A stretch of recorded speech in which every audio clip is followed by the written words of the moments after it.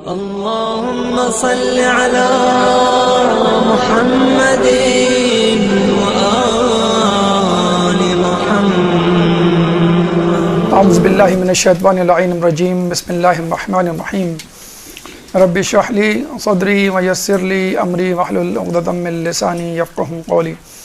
ان اللہ وملائکتہ یصلون علی النبی یا ایھا الذین آمنوا صلوا علیہ وسلموا تسلیما.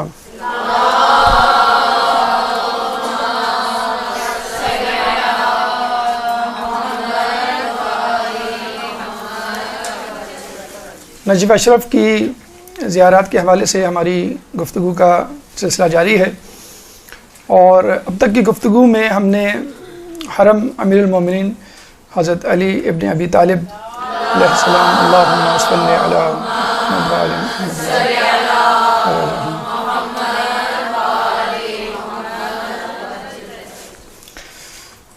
کو دیکھا ہے اور وہاں پہ موجود مقامات کا مشاہدہ کیا ہے. اور اب ہم حرم کو مکمل کرنے کے بعد حرم سے باہر جا رہے ہیں، اور حرم سے جب ہم باہر جاتے ہیں یا کسی بھی زیارت کے اسپاٹ پہ یا ہوٹل میں اسٹے کے بعد کہیں جاتے ہیں تو وہ زیارات دو قسم کی ہوتی ہیں، ایک پیدل زیارات اور ایک بائی روڈ زیارات. تو پیدل زیارات یعنی نجف کے اندر اندر آپ جتنا گھوم سکتے ہیں اپنی ٹانگوں کو استعمال کرتے ہوئے، تو وہ زیارات آج ہمیں انشاءاللہ طے کرنی ہیں. اور ویسے تو جو اس فوٹوگراف میں اس پکچر میں آپ کو نظر آ رہی ہیں وہ تقریباً 14 مقامات ہیں، لیکن ہم ان 14 سے زیادہ انشاءاللہ مقامات کی سیر کریں گے، ان کی زیارات کریں گے، اور ان کی لوکیشن یعنی وہ کہاں کہاں موجود ہیں یہ بھی دیکھیں گے. اس کے پیچھے پس منظر کیا ہے، تاریخی شواہد، واقعات، اور ہمارے لیے کیا مثالیں، عبرتیں ہیں. حرم مطہر امیر المومنین سب سے پہلے، اور یہ ہم کر چکے. اس کے بعد مقام امام زین العابدین علیہ السلام نمبر 2. نمبر 3 صافی صفا یمانی. نمبر 4 ہود و صالح علیہ السلام کی قبر مبارک، لیکن یہ ہم نہیں کریں گے آج، کیونکہ ہم اس کو وادی اسلام میں کور کریں گے جو انشاءاللہ اگلی نشست میں ہوگا. تو حرم مطہر امیر المومنین نہیں کریں گے ہم کیونکہ ہم کر چکے، اور ہود و صالح ہم نہیں کریں گے کیونکہ ہم نیکسٹ ٹائم اس کو وادی اسلام میں شامل کر کے ان کی زیارات سے متعلق گفتگو کریں گے. نمبر 5 مسجد شیخ توسی. نمبر 6 مرقد صاحب جواہر. نمبر 7 مرقد کاشف الغطاء. نمبر 9 مسجد ہندی و کتب خانہ آیت اللہ سید محسن الحکیم اور ان کی مرقد. پھر کتب خانہ امیر المومنین و مرقد علامہ حسین امینی. نمبر 11 بیت امام خمینی. نمبر 12 مرقد و مدرسہ آیت اللہ عبداللہ سبزواری. نمبر 13 مسجد شیخ انصاری. اور نمبر 14 کتب خانہ امام حسن علیہ السلام. تو یہ 14 اسپاٹس آپ کے سامنے ہیں. 14 میں سے ہم 12 کریں گے، 2 کیوں نہیں کریں گے اس کی وجہ ہم نے بتلا دی. لیکن اس کے باوجود اس سے ہٹ کر بھی یعنی ان 14 یا 12 سے ہٹ کے بھی انشاءاللہ ہم زیارت کریں گے. جیسے بیت آیت اللہ سستانی اس میں ہے، لیکن جو 4 مراجع میں سے 3 جو ہیں جیسے سعید الحکیم ہیں اور اسحاق فیاض ہیں، بشیر نچوی ہیں، انشاءاللہ ان کے بارے میں ہم گفتگو کریں گے. اسی طرح دیگر چند اور زیارات بھی اس میں ہم شامل کریں گے. لیکن چونکہ یہ فوٹوگراف ہے اور فوٹوگراف میں بائی نمبرز ان کی نشاندہی ہے، اور اس کی وجہ بھی ہے کہ جو میپ ہے لوکیشن میپ اس میں اسی طرح کے نمبر ڈلے ہوئے ہیں. تو آپ مثلاً یہ 14 آپ کے پاس زیارات ہیں، تو ان زیارات کے لیے آپ کو کہاں جانا ہے؟ ٹھیک ہے، قافلے آپ والے آپ کو لے کے جائیں گے، بہت اچھی بات ہے، ان کے ڈسپوزل پہ آپ ان کے پیچھے پیچھے چلتے رہیں. لیکن بعض اوقات یہ ہوتا ہے کہ آدمی اکیلے جا رہا ہوتا ہے تو وہ کر لے گا. بعض اوقات قافلے والے بھول جاتے ہیں یا نہیں کروانا چاہتے تو آپ ان کو یاد دلا سکتے ہیں، نشاندہی کر سکتے ہیں. بعض اوقات یہ بھی ہوتا ہے کہ آپ ان کے ساتھ جاتے تو ہیں، کسی وجہ سے کسی دن دیر سے اٹھے یا کسی وجہ سے اس دن نہ جا سکے، مثلا طبیعت کی ناسازی کی وجہ سے وادی اسلام نہیں جا سکے آپ. اب لوگ بڑے پریشان ہوتے ہیں، وادی اسلام نہیں گئے، ہماری تو زیارت چھٹ گئی. اب وہ بیچارے 5 دن نجف اشرف میں رہتے ہوئے وادی اسلام خود سے نہیں جاتے ہوئے، ڈرتے ہوئے. اس میں کیا ایسا مسئلہ ہے؟ شیخ توسی کے گیٹ پہ آپ جائیں، واکنگ ڈسٹینس پہ، جیسے روڈ اینڈ ہوگا سامنے وادی اسلام میں، آپ خود جا کے تھوڑا سا آگے جائیں، سیدھے ہاتھ پہ مرقد، ہود اور صالح علیہ السلام میں. کون سا ایسا بڑا مسئلہ ہے؟ تو یہاں یہ دکھانے کا مقصد یہی ہے کہ ہمت کر کے خود بھی، اور ویسے بھی قافلے والوں کے پاس ڈیزگنیٹڈ ڈیز ہوتے ہیں، لمیٹڈ ان کے پاس وسائل ہوتے ہیں، اور جو انہوں نے پہلے سے ایک فارمولا ٹائم ٹیبل بنایا ہوا وہ اس کے حساب سے چل رہے ہوتے ہیں. اور ظاہر سی بات ہے اسی وجہ سے وہ آپ کو 24 آور انگیج بھی نہیں کرتے. کبھی صبح ہوئی تو رات میں زیارت نہیں ہوئی، رات میں ہوئی تو صبح نہیں ہوئی، کبھی شام میں ہوئی، کبھی 2، کبھی 1 زیارت، کبھی جلدی آ گئے، اس طرح وغیرہ وغیرہ. ٹھیک ہے، جس وقت آپ نہیں جا رہے، یعنی صبح زیارت تھی، انہوں نے کہا کہ اب رات میں مجلس ہوگی، ظہر سے لے کے مغرب تک، ظہرین سے مغربین تک، یہ آپ کو 4 گھنٹے 6 گھنٹے مل گئے، تو آپ ان زیارتوں کو ہو کے آ جائیں جو انہوں نے نہیں کر پائے. اور اکثر یہ ہوتا ہے کہ جب آپ کسی مقام سے زیارت کر کے نکلتے ہیں تو وہ 1 یا 2 دن آپ کو فری چھوڑ دیتے ہیں. لوگ جو بیوقوفانہ حرکت کرتے ہیں وہ کیا کرتے ہیں؟ شاپنگ. پورا دن 2 دن 3 دن جو ہے وہ شاپنگ میں گزار دیتے ہیں، یا جتنا بھی ٹائم ملتا ہے. عموماً لوگ یہی کرتے ہیں، مطلب بالکل ہول اینڈ سول انہوں نے قافلے والوں پہ چھوڑا ہوا ہوتا ہے کہ جو وہ دکھائیں گے وہ ہم دیکھیں گے، جو نہیں دکھائیں گے ہم آنکھ بند کر لیں گے. شیخ توسی گیٹ پہ شیخ توسی کی مرقد ہے، اور شیخ انصاری سامنے ان کی وہ ہے مسجد، ان کا جو ان کی جو قبر مبارک ہم نے آپ کو بتایا، جیسے آپ باب کبیر سے انٹر ہوتے ہیں تو یہ سب چیزیں آمنے سامنے ہوتی ہیں، لیکن آپ نے قسم کھا رکھی ہوتی ہے. جب تک قافلے والے ہمیں انگلی پکڑ کے نہیں لے جائیں گے، مولانا صاحب انگلی رکھ کے نہیں بتائیں گے یہ صالح کی خبر ہے، یہ ہود کی خبر ہے، یہ فلاں جگہ، یہ فلاں جگہ، ہم اس وقت تک نہیں دیکھیں گے. تو یہ ناکارِ خدا رہا. آپ کے پاس میپ موجود ہے، آپ کے پاس کتابیں موجود ہیں، آپ کے پاس معلومات ہیں، تو آپ جتنی زیارات کر سکتے ہیں. کچھ لوگ یہ سوچتے ہیں کہ بھئی یہ قافلے والے کروا دیں گے اس لیے ہم نہیں کر رہے، پہلا کہ وہ قافلے والوں نے وہ نہیں کروائی تو وہ آپ سے چھٹ گئی، رہ گئی. تو ٹھیک ہے، آپ خود بھی کریں، قافلے والے اگر کرائیں تو وہ بھی، کوئی ضروری تو نہیں ہے کہ آدمی ایک ہی مرتبہ زیارت کرے. دیکھیں یہ جو 14 زیارات ہیں، ان کے جو اسپاٹس ہیں وہ اچھی طرح سمجھ لیجئے. اس کے بعد جو ہم اضافی آپ کو دیں گے وہ اسی میپ میں نقشے میں موجود ہوگی. ٹھیک ہے، یہ ہو گئے 14 اسپاٹس آپ کے. یہ ہے نقشہ. یہ نقشہ آپ کو بالکل اسنیپ شاٹ لینا ہے آپ کو اپنے ذہن میں، اور اس کو یاد کر لینا ہے. میں اجمالی طور پہ آپ کو بتلا دیتا ہوں کہ کون سی چیز کہاں پر ہے تاکہ آپ کو یاد رکھنے میں آسانی ہو. نجف کو ہم نے 4 میں ڈیوائڈ کیا ہے. مشراق اوپر نارتھ پول ہوتا ہے، ہمیشہ یاد رکھیں. جب بھی کوئی میپ جغرافی میں کسی بھی بک میں دکھایا جائے اوپر نارتھ پول ہوتا ہے، ہمیشہ یاد رکھیں. ٹھیک ہے، اور نیچے جو ہے وہ ساؤتھ پول ہوتا ہے. اور آپ نے بچپن میں پڑھا بھی ہوگا، سیدھے ہاتھ پہ ایسٹ ہوتا ہے، الٹے ہاتھ پہ ویسٹ ہوتا ہے. تو یہ تو east and west, north and south کی بات ہو گئی. تو آپ نے دیکھا کہ یہ جو نجف ہے اس کو ہم کہتے ہیں پرانا نجف. یہ جو لائن ہے یلو، تقریباً سرکولر سمجھ لیں، ریکٹینگل اسکوائر جو بھی ہے، یہ پوری لائن کے اندر یہ ہے پرانا نجف. اور اس کے بعد جو بھی نجف ہے وہ ہے نیا نجف یا آؤٹ سائڈ نجف. تو وادی اسلام جو ہے وہ نجف کے اندر نہیں، نجف کے باہر ہے. ٹھیک ہے، نجف میں 4 محلے ہیں. مشراق نارتھ پول کی طرف سیدھے ہاتھ پر،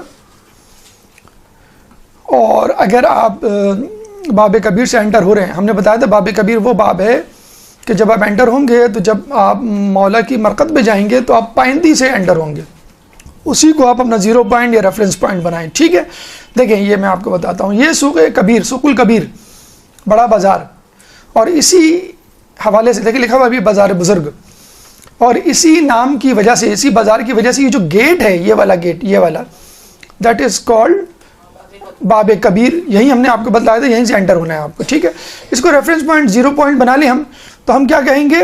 مشراق کا محلہ ہمارے سیدھے ہاتھ پہ ہے، براق ہمارے الٹے ہاتھ پہ ہے. ٹھیک ہے، مشراق کے ساتھ عمارہ اور براق سے آگے حویش. ٹھیک ہے، یہ ہے باب کبیر. باب کبیر کے سیدھے ہاتھ پہ ایک روڈ جاری ہے جو بالکل اکراس نجف ہے، فرام اینڈ ٹو اینڈ. شارع امام زین العابدین from east to west, east سے چلے گی ویسٹ کی طرف یا ویسٹ سے چلے گی ایسٹ کی طرف، شارع امام زین العابدین. ٹھیک ہے، اس کو یاد رکھیے گا. دوسری روڈ شارع امام صادق ہے but that will end up at حرم، حرم پہ اینڈ ہو جائے گی. پھر حرم سے جو روڈ چلے گی وہ شارع صفا کہلائے گی. ٹھیک ہے، یہ 3 روڈیں ہیں. امام زین العابدین والی روڈ جو اینڈ ٹو اینڈ ہے اکراس دا نجف، شارع امام صادق ایسٹ سے لے کر حرم تک، اور شارع صفا جو ہے حرم سے لے کر اینڈ تک. ٹھیک ہے، اب آ جائیں نارتھ ٹو ساؤتھ جو روڈز آ رہی ہیں. شارع توسی نارتھ سے آ رہی ہے حرم کی طرف. ٹھیک ہے، اور شارع توسی ہی کی ڈائریکشن میں اگر آپ چلتے چلے جائیں تو دوسری طرف اگر آپ نکلیں گے تو وہ شارع رسول ہے. ٹھیک ہے، تو نارتھ سے ساؤتھ کی طرف جو روڈز آ رہی ہیں شارع توسی حرم تک، اور حرم سے آگے شارع رسول. ٹھیک ہے، 3 اور 2 یہ 5 روڈز ہو گئی. اچھا، اب آ جائیں اطراف کی روڈ. مشراق کے اطراف جو روڈ ہے وہ شارع محیط،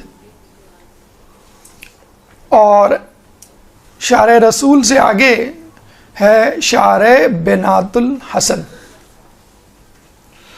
اور اس سے تھوڑا سا آگے جا کے شارع مدینہ. یہ 4 جو محلے ہیں دیٹ از نجف، یہ ہے اولڈ نجف. اس کے بعد جو نجف ہے وہ نجف نہیں ہے، جدید نجف آپ کہہ سکتے ہیں. دیکھیے مثلا جیسے یہ ہے جدیدہ، it is not the part of Najaf, it is outside Najaf. ٹھیک ہے، یہ نجف سے باہر کا ہے. جیسے مسجد نبوی کے بارے میں آپ نے سنا ہوگا، ابھی جو موجودہ مسجد نبوی ہے وہ کسی زمانے میں مدینہ شہر ہوا کرتا تھا، اور اب جو مدینہ شہر ہے وہ مسجد نبوی سے آگے کا ہے. جب بھی ہم کہتے ہیں سقیفہ مدینے سے باہر تھا، لیکن لوگ بزیدہ نہیں لے اندر تھا. اندر اب ہو گیا ہے، پہلے نہیں تھا باہر، پہلے نہیں تھا اندر، پہلے باہر ہی تھا. تو یہ نجف ہے، اور نجف یعنی وادی سلام جو ہے وہ نجف سے باہر ہے. اسی طرح جدیدہ اور باقی چیزیں یہ باہر ہیں. یہ جدیدہ جو ہے اس کے اس طرف، یعنی یہ جہاں پہ یہ آئیکن گرین رنگ کا بنا ہوا ہے واٹس ایپ کا، یہاں پہ سمجھ لیجئے ایک اور محلہ ہے جس میں ہم یہاں پہ نہیں شو کر سکتے، اس کو ہم کہتے ہیں جدیدہ ثانیہ. یہ بڑا امپورٹنٹ ہے کیونکہ یہاں پہ ابھی آئے گا آگے کہ یہاں پہ مجتہدین وغیرہ کے گھر ہیں، پاکستانیوں کے مدارس ہیں بہت سارے. جدیدہ ثانیہ یا شوافع بھی کہتے ہیں اس کو، ابھی انشاءاللہ اس کا تذکرہ آگے آئے گا. یہ میپ دینے کا مقصد یہ ہے کہ جب بھی آپ کوئی چیز ڈھونڈیں آپ میپ پہ جائیں اور میپ پہ لوکیٹ کریں یہ کہاں پر ہے. ٹھیک ہے، اور اس کے بعد آپ شروع کریں. ابھی ہم نے آپ کو 14 اسپاٹس دکھائے ہیں. یہ 14 اسپاٹس، مثلا آپ کو مقام امام زین العابدین دوسرا مقام دیکھنا ہے. اب آپ نمبر 2 دیکھیں، آپ لوگوں کو نظر آ سکتا ہے اس پہ، دیکھ سکتے ہیں آپ لوگ. نمبر 2 اگر آپ سے کہا جائے کہا یہ ہے نمبر 2، تو آپ کو پتہ چل گیا کہ مجھے کہاں جانا ہے. ٹھیک ہے، تو یہ میپ دینے کا مقصد یہ ہے. یہ جو 14 اسپاٹس ہیں ان کے جو نمبر ڈلے ہوئے ہیں یہی نمبر لوکیشن میپ میں بھی ڈلے ہوئے ہیں، اسی لیے ہم نے ان دونوں فوٹوگرافس کو، پکچرز کو اپنے سامنے پیش کیا ہے. ٹھیک ہے، اب ہم یہ جو 14 اسپاٹس ہیں یعنی 12 اسپاٹس تو ہم نے ڈسکس کریں گے، پلس وہ اسپاٹس جو ہم اضافی دیں گے ان کو سب سے پہلے لوکیٹ کریں گے کہ ہے کہاں پر. کیونکہ ہم چاہتے یہ ہیں کہ اگر قافلے والے نہیں بھی لے کے جائیں یا کوئی آپ کے ساتھ نہیں بھی جا رہا تو ٹھیک ہے، آپ اپنی فیملی کے ساتھ کسی کے ساتھ چلے جائیں ٹہلتے ہوئے، سامنے ہی آپ کو مل جائیں گے سارے. ٹھیک ہے، تو یہ 14 اسپاٹس ہم شروع کرتے ہیں، پلس اس کے ساتھ ساتھ جو اسپاٹس اس میں نہیں دیے ہوئے لیکن بہرحال وہ within the territory of Najaf ہیں، within the old Najaf ہیں، تو اس کو ٹچ کر لینے میں، دیکھ لینے میں کوئی حرج نہیں ہے. تو ہم جو ہے پہلا جیسے کہ ہم نے بتایا اسپاٹ ہے حرم امیر المومنین، تو ہم کر چکے ہیں الحمدللہ. تو وہ جو دیٹ از دا سینٹر، مرکز آف نجف. دوسرا اسپاٹ ہے مقام امام زین العابدین. ٹھیک ہے، اور اس کو ہم لوکیٹ کرنا چاہیں تو کہاں ملے گا ہم کو؟ یہ رہا نمبر 2، یہ ہے مقام امام زین العابدین. اب ہم اس کو ڈسکرائب کرنا چاہیں، کسی کو بتانا چاہیں یا خود سے ہم یاد رکھنا چاہیں تو ہم کیا کریں گے؟ ہم کہاں آئیں گے؟ 0 پوائنٹ کیا ہے ہمارا 0 پوائنٹ؟ باب کبیر ہے. ٹھیک ہے، باب کبیر سے آپ انٹر ہوئے تک کوشش یہ کریں کہ پہلے حرم میں آ جائیں. آپ حرم میں آ جائیں، گویا مولا علی کی انگلی پکڑ لیں اور پھر آپ اپنا سفر شروع کر دیں. باب کبیر سے آپ اندر آ گئے اس کے بعد آپ نکل جائیں یہاں سے. یہاں پہ کون سا گیٹ ہے؟ باب طوسی گیٹ, باب طوس. اس باب طوس سے آپ باہر نکلیں. باہر نکل کے بعد الٹے ہاتھ پہ مڑ جائیں. یہ کون سی شارع ہے؟ شارع امام زین العابدین. اس پہ چلنا شروع کر دیں. چلتے چلتے چلتے چلتے جب اولڈ نجف, پرانا نجف اینڈ ہوگا تو نمبر 2 پہ جو مقام ہے وہ ہے مقام امام زین العابدین علیہ السلام. یہاں پہنچ گئے لوکیشن میپ کے ذریعے. اب اس کی اہمیت جیسے دیکھیں, یاد رکھیں جب بھی مقام کا لفظ آتا ہے نا, مقام امام زمانہ, مقام امام جعفر, مقام امام زین العابدین, اس کا مطلب کیا ہوتا ہے کہ اس مقام پر وہ امام آ چکے ہیں. اب آگے کوئی واقعہ پیش آیا ہو, آ کے قیام کیا ہو, آگے 2 رکعت نماز پڑھی, انف, ہمارے لیے بہت انف ہے. امام کے قدم مبارک وہاں پہنچ گئے, بس یہ مقام بن گیا. ویسے تو بہت سی جگہوں پہ پہنچے ہوں گے, لیکن جہاں پہ بالکل یقین ہے کہ یہاں امام آئے تھے, ضرور آئے تھے, اور کچھ دن قیام بھی کیا تھا, تو اور بھی بہت جیسے کہ اس کی فضیلت بڑھ جاتی ہے. تو مقام امام زین العابدین علیہ السلام کے بارے میں کہا جاتا ہے کہ چوتھے امام جب مولا کی زیارت کے لیے آتے تھے اس مقام پہ قیام کیا کرتے تھے. جیسے ہم ہوٹل میں قیام کرتے ہیں 4 دن 5 دن, مولا یہاں پہ, امام یہاں پہ قیام کرتے تھے, یہیں پہ عبادت اور نماز پڑھا کرتے تھے, پھر یہاں سے حرم کی زیارت کے لیے جایا کرتے تھے. کچھ روایتوں میں ہمیں یہ بھی ملتا ہے کہ واقع کربلا کے بعد امام کئی سال یا کئی مہینے جو ہے روپوش ہو گئے, بیابان میں چلے گئے, اور پھر جو ہے انہوں نے زیارت کی اپنے جد کی, اور اس کے بعد جو ہے وہ مدینے گئے. بہرحال یہاں پر امام آئے تھے, یہاں پہ وہ قیام انہوں نے کیا تھا, اور چند دن یہاں رہے, یہاں عبادت کی. یہ دیکھیں اس کی نئی بلڈنگ ہے انشاءاللہ جو کنسٹرکٹ ہو رہی ہے, بہت ہی عالیشان گنبد اور بہت عالیشان عمارت بننے جا رہی ہے. جیسے میں نے آپ کو کہا کہ مقام کسی کا بھی ہو, اس کا مطلب وہ شخص وہاں آ چکا ہے, تو امام ضروری تھوڑی ہے کہ ایک ہی جگہ آئے ہوں. امام تو جو ہے وہ ایک سے زیادہ جگہوں پر گئے ہوں. تو موصل میں بھی ایک جگہ ہے کہ جہاں پر مقام امام زین العابدین ہے, اور جس پہ ابھی پچھلے دنوں داعش نے قبضہ کر لیا تھا, تو اس مقام کو داعشیوں کے قبضے سے چھڑوایا گیا ہے. اب آ جائیں مقام صفا یمانی نمبر 3. کہاں پر ہے یہ؟ میپ اٹھائیں آپ. نمبر 3 جیسے ہم نے کہا اسپاٹ, یہ دیکھیں نمبر 2 جو ابھی ہم نے ختم کیا ہے وہ تھا مقام امام زین العابدین, اس کے بالکل برابر میں ہے, بالکل پڑوس جسے کہہ لیں. یہ آپ کا پارک ہے, بالکل یہ آپ کا مدرسہ, اس طرح مقام صفا یمانی. اچھا, اسی مناسبت سے اس کو شارع صفا کہا جاتا ہے. اگر آپ شارع امام زین العابدین سے آ رہے ہیں کوئی بات نہیں, آپ نے مقام امام زین العابدین دیکھا, اس کے بعد یہ دیکھ لیجئے. ہو سکتا ہے آپ کا ہوٹل ہو ہی شارع صفا پہ, یہاں پہ کافی ہوٹل ہیں, ہمارا ہوٹل بھی یہیں تھا, شارع صفا ہی پہ ہوٹل ہو, تو آپ یہیں سے آ جائیں, کوئی بات نہیں. پہلے صفا یمانی دیکھ لیں اور پھر مقام امام زین العابدین دیکھ لیں, ٹھیک ہے. تو یہ دونوں مقام آس پاس ہیں. اس کی پہچان یہی ہے کہ یہاں ایک بڑی سی روڈ ہے جس پہ بڑی بڑی گاڑیاں کھڑی ہوتی ہیں, جو آپ کو کوفہ اور وادی سلام تو نہیں, کوفہ اور مسجد سہلہ اور دیگر جگہوں پہ لے کے جاتی ہیں. تو یہ دونوں اسپاٹس یہاں پر ہیں. تو مقام صفا یمانی کے بارے میں جو خصوصیت ہے, جو نسبت ہے, جو تاریخی پس منظر ہے, وہ یہ کہ مولا ایک دفعہ نجف کے باہر ہی کہا جائے گا اس کو, نجف کے باہر آئے اور یہاں پر قیام کیا. تو انہوں نے دیکھا کہ یہ قافلہ آ رہا ہے, اونٹوں پر ایک میت جنازہ رکھا ہوا ہے. مولانا نے پوچھا کہ بھئی کس کا جنازہ ہے اور تم لوگ کون ہو, کہاں سے آئے؟ تو انہوں نے کہا کہ ہم یمن سے آئے ہیں. تو یہ میرے والد کا جنازہ ہے, اس میں سے ایک شخص نے کہا. تو مولانا نے کہا کہ کیا یمن میں جگہ نہیں ہے دفنانے کی, جو اتنی دور یمن سے یہاں لے کر آئے, اس زمانے میں قافلے میں کسی کو لے کر آنا, کسی میت کو. انہوں نے کہا کہ یہ میرے والد ہیں, اور انہوں نے کہا تھا کہ مجھے ایسی جگہ دفنانا کہ جہاں پہ ایک ایسا شخص رہتا ہے کہ جس کی شفاعت عرب کے 2 بڑے قبیلوں ربیعہ اور مضر کے لوگوں کی شفاعت کے برابر ہے, یعنی اتنے لوگوں کو وہ بخشوا سکتا ہے. تو مولانا نے کہا کہ کیا تم اس شخص کو جانتے ہو؟ انہوں نے کہا نہیں, ہم اس شخص کو نہیں جانتے. تو مولانا نے 3 مرتبہ کہا خدا کی قسم میں ہی وہی شخص ہوں, خدا کی قسم میں ہی وہی شخص ہوں, خدا کی قسم میں ہی وہی شخص ہوں.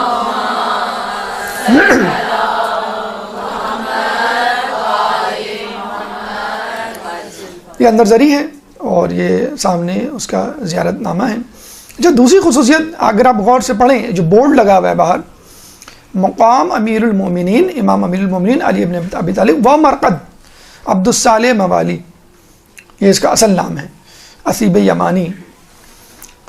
اچھا, مقام امیر المومنین کیوں کہا جاتا ہے؟ کچھ لوگ کہتے ہیں کہ یہاں پہ مولا آیا کرتے تھے اور مناجات کیا کرتے تھے، اور کچھ لوگ کہتے تھے کہ یہ وہی مقام ہے جہاں موسیٰ علیہ السلام نے اللہ سے کلام کیا تھا، اور جب تجلی پڑی تھی تو وہ پہاڑ ریزہ ریزہ ہو گیا تھا، اور اب وہ ہموار زمین بن گئی ہے۔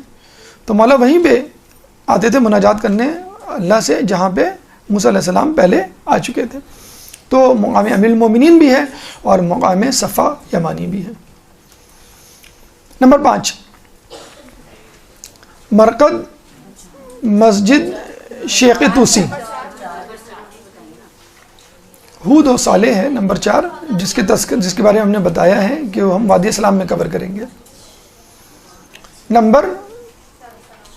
یہ دیکھیں نمبر 4 ہے۔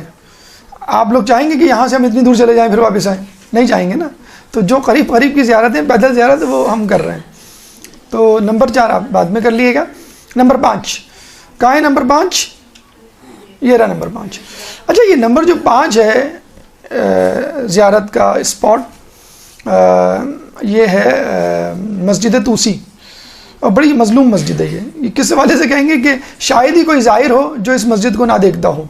کیوں کہ جب اس مسجد پر جب ہم وادی السلام جاتے ہیں تو آپ کو اس مسجد میں مسٹ آنا ہوتا ہے۔ اس گیٹ پہ کہا جاتا ہے کہ سب لوگ باب طوس پہ جمع ہو جائیں۔ باب طوس پہ جمع ہوتے ہیں تو لوگ پیدل چلنا شروع کر دیتے ہیں، پکی سڑک ہے۔ جو بوڑھے ہوتے ہیں وہ شٹل سروس آج کل چل گئی ہے، وہ اس پہ بیٹھ جاتے ہیں، تو ہر کوئی یہاں سے گزرتا ہے۔ لیکن بس وہی بات ہے کہ اگنورنس، جہالت، غفلت، کہ لوگ مسجد توسی کو دیکھنا گوارا نہیں کرتے جس میں شیخ توسی دفن ہے۔ اور شیخ توسی نہیں، سید مہدی بہرالعلوم بھی دفن ہے۔ اتنی بڑی شخصیات، مطلب جن کا ابھی تذکرہ آگے آئے گا تو آپ کو اندازہ ہوگا کہ کتنی بڑی زیارت ہے جو ہم مس کر دیتے ہیں۔ اور وہاں بیٹھ کے آپ باتیں کر رہے ہوتے ہیں، گپ شپ کر رہے ہوتے ہیں، بعض اوقات غیبت کر رہے ہوتے ہیں کہ فلانی آئے فلانی آئے۔ تو دیکھیں، فرض کر لیں آپ کو یہیں پہ جانا ہے تو آپ کیا کریں گے؟ مدینے باب کبیر پہ آئے یا انٹر ہوئے، الٹے ہاتھ پہ باب قبلہ ہے اور سیدھے ہاتھ پہ باب طوس، ٹھیک ہے، باب طوسی، ٹھیک ہے۔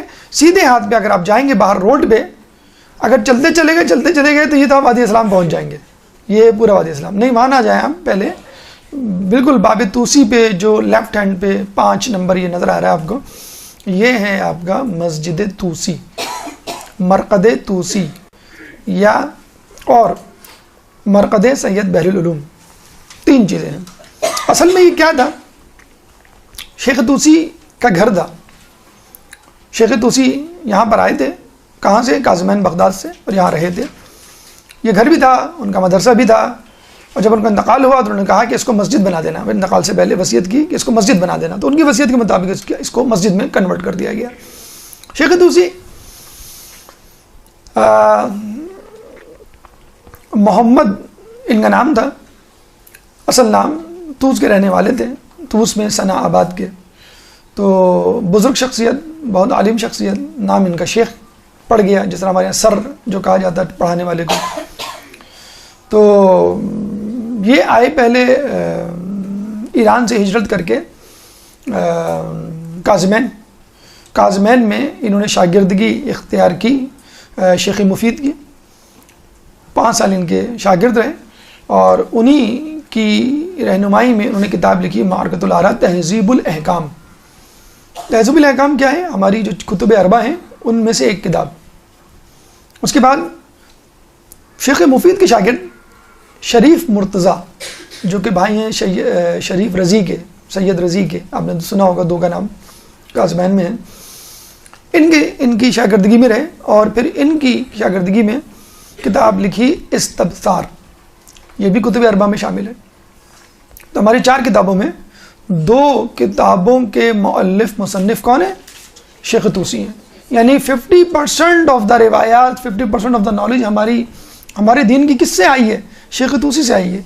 ریٹن مٹیریل شیخ توسی نے دیا ہم کو 50%۔ تو کتنی بڑی شخصیت ہے، اگر ہم ان کی زیارت مس کر دیں کتنی بڑی جو ہے کوتاہی ہم کریں گے۔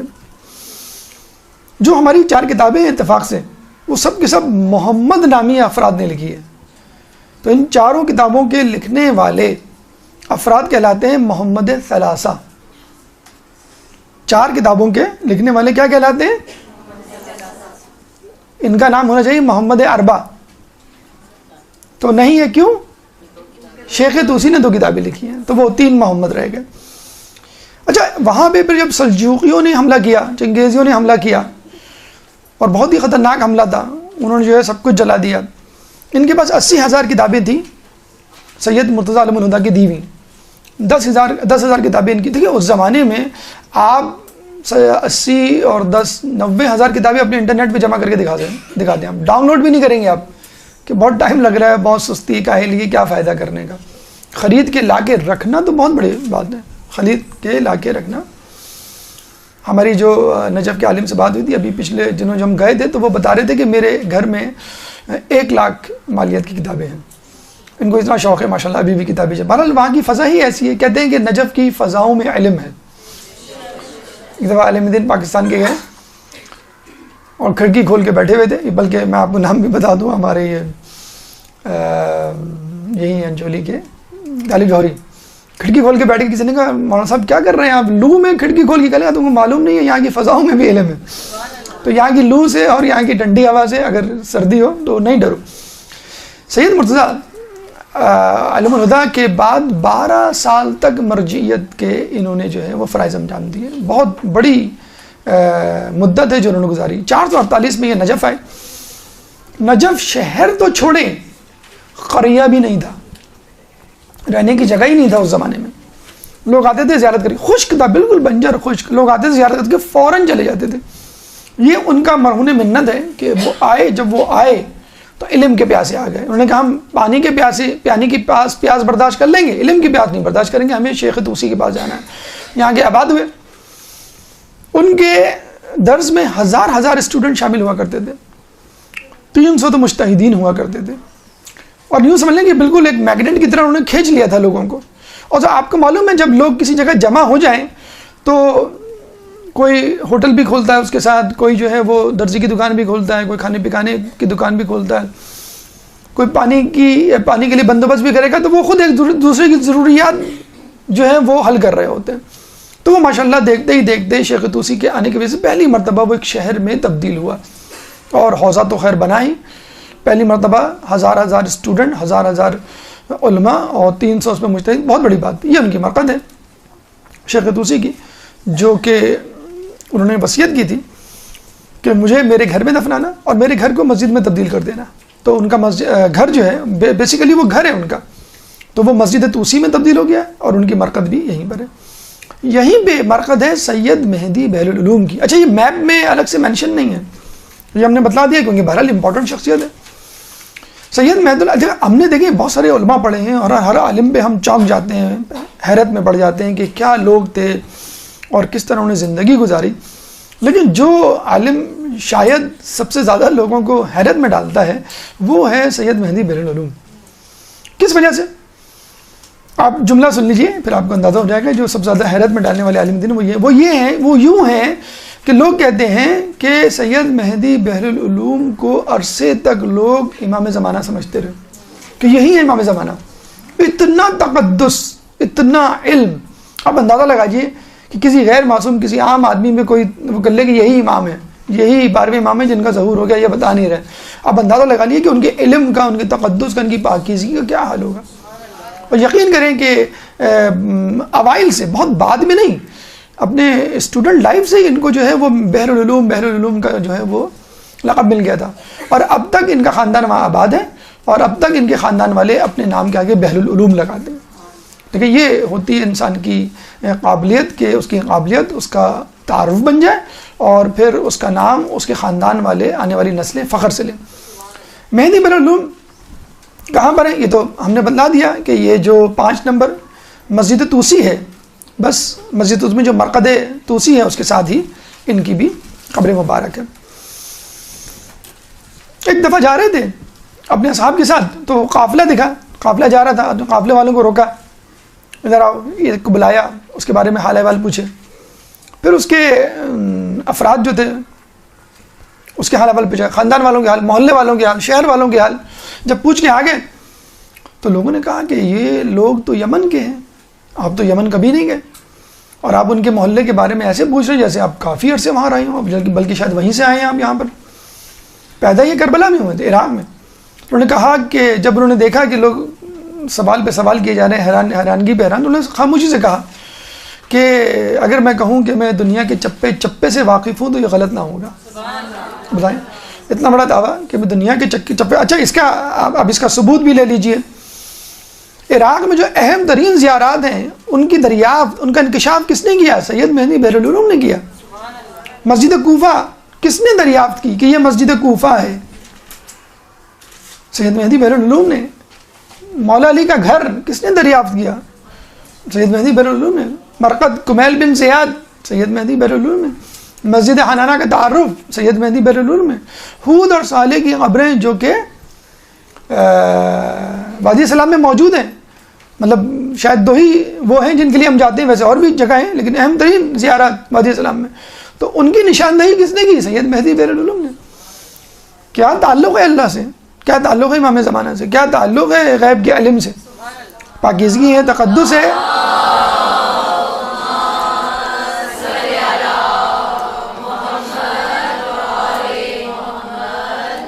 تو یہ جو دریافتیں ہیں سید مہدی بہر العلوم ہی کی وساطت سے ہم تک پہنچی ہیں. اب آئیے مرقد صاحب جواہر محمد حسن نجفی، جو کہ استاد تھے شیخ مرزا انصاری. شیخ مرزا انصاری 3 نمبر میں ہم نے جو پڑھا تھا ان کو، باب کبیر کے بالکل الٹے ہاتھ پہ شروع میں ہی. تو کیا شخصیت تھی آپ کو معلوم، آپ کو بتلایا تھا. جب ان کا استاد ہو تو اس کی کیا شخصیت ہوگی. اچھا، پہلے زمانے میں اگر کوئی شخص کوئی کتاب لکھے، وہ کتاب بہت مشہور ہو جائے تو بس اس کو اس کتاب کے نام سے متعارف کروایا جاتا ہے. صاحب مفاتی، صاحب بہار، ٹھیک ہے. تو اسی طرح صاحب جواہر، جواہر الکلام انہوں نے کتاب لکھی تھی. یہ ان کا مقبرے کا، روضے کا اندرونی منظر. اس کی لوکیشن صاحب جواہر کی یہ دیکھ لیجئے، شارع امام زلال. آپ باب کبیر سے انٹر ہوئے، رائٹ سائڈ پہ گئے آپ باب توسی. باب توسی میں آپ نے شیخ توسی کی قبر، سید مہدی بہر العلوم کی قبر دیکھ لی.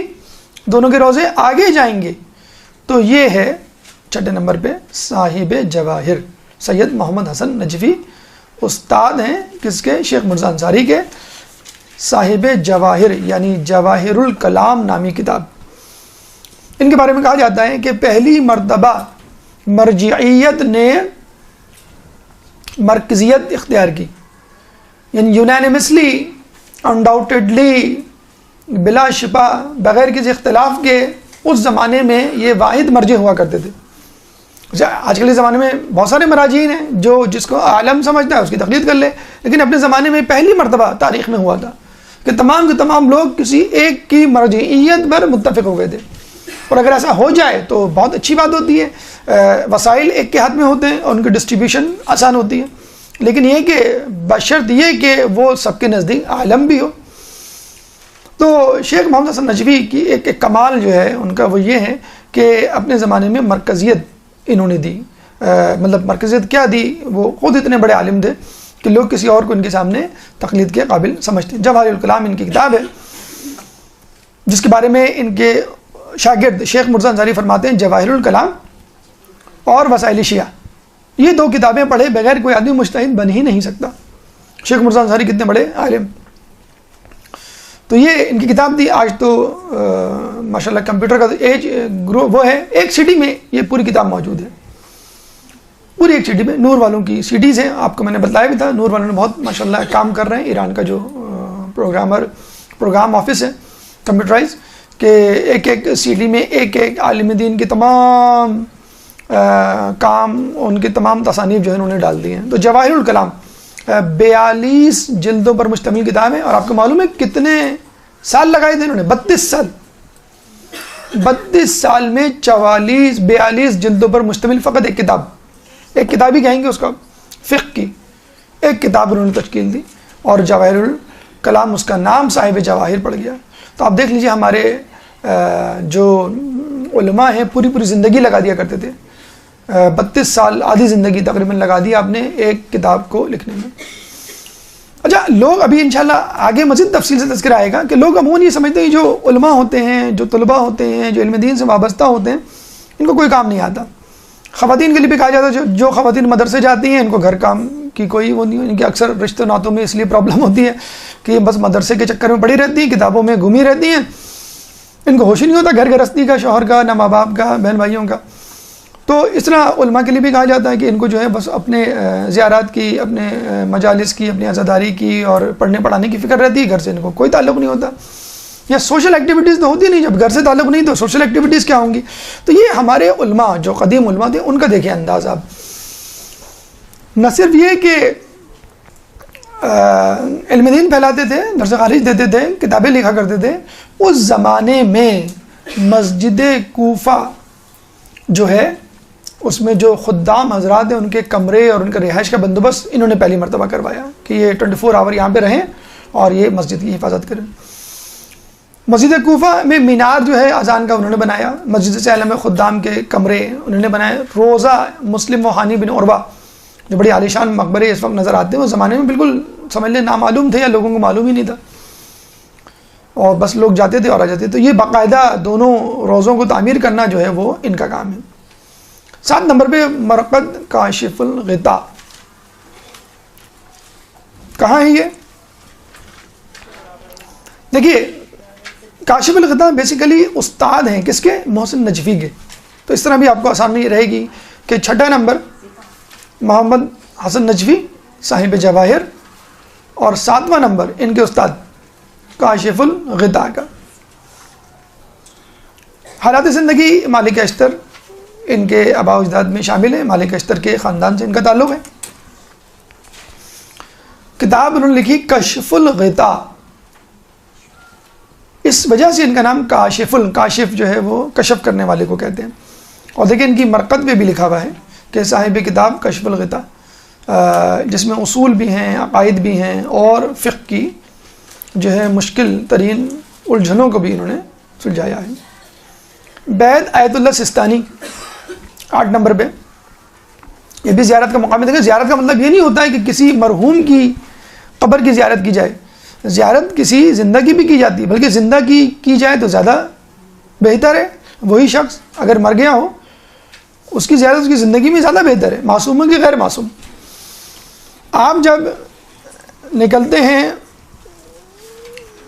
یہ آقا سستانی کا اندر کا گھر اور علماء مجتہدین کے گھر میں کتابوں کے علاوہ اور کچھ نظر نہیں آتا.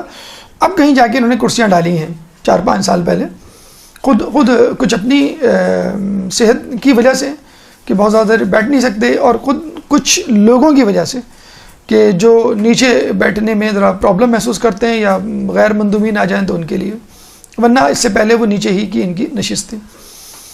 یہ دیکھیں آپ باب کبیر پہ آئے تھے، پھر دوبارہ 0 پوائنٹ پہ ہم لے لیتے ہیں. ویسے تو ظاہر سی بات ہے اگر آپ گھوم ہی رہے ہیں اور سامنے شیخ توسی باب توسی آ گیا ہے تو آپ باب توسی سے نکل کے فوراً مسجد توسی چلے جائیں. ضروری نہیں کہ آپ دوبارہ باب کبیر پہ جائیں. ایسے ہم 0 پوائنٹ اور ریفرنس لیول پہ ہم نے آپ کو بتایا. یہ ہے باب کبیر 0 پوائنٹ. سیدھے ہاتھ میں باب توسی تھا، الٹے ہاتھ پہ باب قبلہ، باب قبلہ ہے الٹے ہاتھ پہ. بس اس باب قبلہ سے آپ باہر نکلے یا آپ باہر نکلے، یہ کہلاتی ہے شارع رسول. اسی شارع رسول پر 8 نمبر یہ دیکھیں الٹے ہاتھ پر. آپ کو پتہ بھی نہیں چلے گا، لگے گا ہم بوری بازار کی کسی گلی میں آ گئے. دکانیں دکانیں دکانیں اور کچھ جگہوں پہ آپ کو لوگ کھڑے ہوئے نظر آئیں گے، تو آپ سمجھ جائیے گا کہ یہاں پہ جو ہے وہ کچھ ہے. آپ اندر گلی میں جائیں گے، گلی میں گاڑی تو کیا آپ اسکوٹر بھی نہیں جا سکتی، بلکہ شاید سائیکل بھی کوئی نہیں چلا سکتا، گر جائے گا، اتنی پتلی گلیاں ہیں. ٹھیک ہے 8 نمبر پہ الٹے ہاتھ پہ بالکل آپ چند گز چلیں گے، چند میٹر، تو آپ کو 8ویں مقام پر یہ 8واں جو اسپاٹ ہے الٹے ہاتھ پہ آپ کو. حالات زندگی سیستان میں پیدا ہوئے. کچھ لوگ کہتے ہیں کہ یہ جو ہے مشہد میں پیدا ہوئے، ان کو سرٹیفکیٹ نہیں مل سکا تھا، ایک برتھ سرٹیفکیٹ کسی وجہ سے مشہد کا، تو سیستان لگ گیا. بہرحال سیستان میں یا جہاں بھی مشہد میں، سیستان زیادہ قرین قیاس ہے، میں پیدا ہوئے اور ابتدائی تعلیم اپنے والد بزرگوار سے اور اس کے بعد آیت اللہ بروجردی کے بھی شاگرد رہے ہیں. حاصل کرنے کے بعد یہ آئے نجف اور یہاں پر کافی عرصے تک آیت اللہ خوئی کے جو ہے وہ شاگرد رہے، اور پھر انہی کی وساطت سے اور انہی کی تصدیق نامے سے یہ مرجعیت کے درجے پہ پہنچے اور اس سے پہلے اجتہاد کا درجہ بھی آیت اللہ خوئی نے ان کو دیا۔ 1960 میں فقط 30 سال کی عمر میں ان کو اجازہ مل گیا، یعنی یہ مجتہد بن چکے تھے 30 سال میں، اور مرجعیت کب 62 سال میں 62 ایئرز، اب ماشاءاللہ ان کی عمر 80 سے زیادہ 80 سال سے زیادہ ہو چکی ہے۔ 1992 میں آیت اللہ خوئی کا جب انتقال ہوا، انہوں نے باقاعدہ ان کو وصیت کی تھی کہ میری نماز جنازہ جو ہے وہ آغا سیستانی پڑھائیں، اس سے لوگ سمجھ گئے تھے کہ کون ان کا جانشین ہوگا، اور ویسے بھی وہ اس کا اظہار پہلے کر چکے تھے۔ جیسے کہ میں نے ابھی بتایا کہ لوگ عموماً یہ کہتے ہیں کہ علماء، مجتہدین، مراجعین ایک الزام ہے خصوصاً نجف کے علماء کے اوپر کہ سیاسی طور پہ ایکٹیو یا موبلائز نہیں ہیں۔ ایسا نہیں ہے، اس طرح تو ہم تمام ائمہ کی ہسٹری پڑھ لیں۔ امام موسیٰ کاظم 14 سال جو ہے وہ قید میں رہے، تو کیا وہ ایکٹیو نہیں تھے؟ اپنے قید خانے سے وہ کنٹرول کیا کرتے تھے۔ امام زمانہ ابھی غیبت میں، تو کیا وہ ایکٹیو نہیں ہے؟ وہ اپنی غیبت سے پوری دنیا کو کنٹرول کر رہے ہیں۔ تو ایک نہیں بلکہ 2-3 مثالیں میں آپ کو دیتا چلوں ان کی سیاسی موبلائزیشن کی، ایکٹیویٹی کی۔ 2004 میں یہ bypass 2 bypass operation ان کے ہو چکے ہیں، لیکن اس کے باوجود ماشاءاللہ ہٹے کٹے لوگ ان کے پاس بیٹھے بیٹھے تھک جاتے ہیں، اور یہ نہیں تھکتے۔ ایک سوال کا جواب جو ہے وہ آدھے گھنٹہ جو ہے وہ لگا دیتے ہیں، 2 گھنٹے۔ اچھا 2 گھنٹے تو ہمیں لگے تھے نا، اس کے بعد جو قافلہ آیا اس نے 2 گھنٹے لگائے ہوں گے، جو ہم سے پہلے بھی جو قافلہ اس نے تو 6 گھنٹے یہ اسی طرح بیچارے بیٹھ کے جواب دیتے رہے، اور کبھی یہ نہیں کہا کہ یہ سوال جو ہے اس کا مختصر سا جواب دے دیتا ہوں، یا بہت سوال ہو گئے بس میں ایک سوال کا نہیں۔ اکثر لوگ کمرے سے باہر سے لوگ آتے ہیں اور ان کو اشارہ کرتے ہیں، پھر آتے ہیں پھر ہم کو اشارہ کرتے ہیں، یعنی یہ خود کبھی نہیں تھکے۔ زائرین یا ملاقاتی حضرات وہ تھک جاتے ہیں۔ تو یہ لندن گئے بائی پاس کے لیے، اور کہتے ہیں کہ جب یہ ریکوری فیز میں تھے، اور آپ کو معلوم بائی پاس سرجری کے بعد ریکوری فیز بہت مشکل ہوتا ہے، بہت انٹینسو مانیٹرنگ ہوتی ہے، ECG ہوتا ہے، باقی چیزیں ہوتی ہیں، دیکھنا ہوتا ہے کہ سرجری جو ہوئی ہے وہ کامیاب ہوئی ہے کہ نہیں۔ جب ان کو پتہ چلا کہ بہت زبردست آپریشن ہو رہا ہے نجف میں، اور نجف کے حرم میں، امیر المومنین کے حرم میں مقتدس صدر اور مہدی مشن کے سپاہی اندر موجود ہیں، ان کو محصور کر لیا گیا ہے امریکن آرمی، اینڈ وہ بس ان کو مارنے جا رہے ہیں۔ تو یہ لندن میں یقین کرے اپنے بستر سے اٹھ کے آ گئے فوراً نجف، اور پیدل نجف کے حرم امیر المومنین میں داخل ہوئے، اور مقتدس صدر کو اپنے ہاتھ سے پکڑ کے باہر لے کر آئے اور ان کی جان بچائی۔ مقتدر بہت زیادہ پولیٹیکلی ایکٹیو آدمی، اور لوگ اس زمانے میں لوگ باتیں بنایا کرتے تھے کہ یہ دونوں آپس میں رائول ہیں، ایک ایکٹیو ہے ایک انیکٹیو ہے۔ تو لوگوں کو پتہ چل گیا کہ یہ سب ایک ہیں، اگر ایک اختلاف کسی میں ہو جاتا ہے تو وہ ایک حکمت عملی والا اختلاف تو ہو سکتا ہے کہ میں سمجھتا ہوں کہ دشمن کا مقابلہ بندوق سے کرنا چاہیے، ایک دوسرا شخص سمجھتا ہے کہ نہیں اس کا مقابلہ جو ہے ہمیں خاموشی سے کرنا چاہیے۔ تو یہ اختلافات ہوتے ہیں، لیکن اس کا مطلب یہ نہیں ہے کہ آپ یہ کہیں یہ دونوں ایک دوسرے کے خلاف ہیں۔ تو جب یہ مقتدس صدر کا ہاتھ پکڑ کے لے کر آئے تو پوری دنیا کو پتہ چل گیا کہ وہاں کے مراجعین، وہاں کے علماء جو ہے متحد ہیں، اور تمام لوگوں کا ایک ہی کام ہے امام زمانہ کے انتظار کے لیے لوگوں کو تیار کرنا۔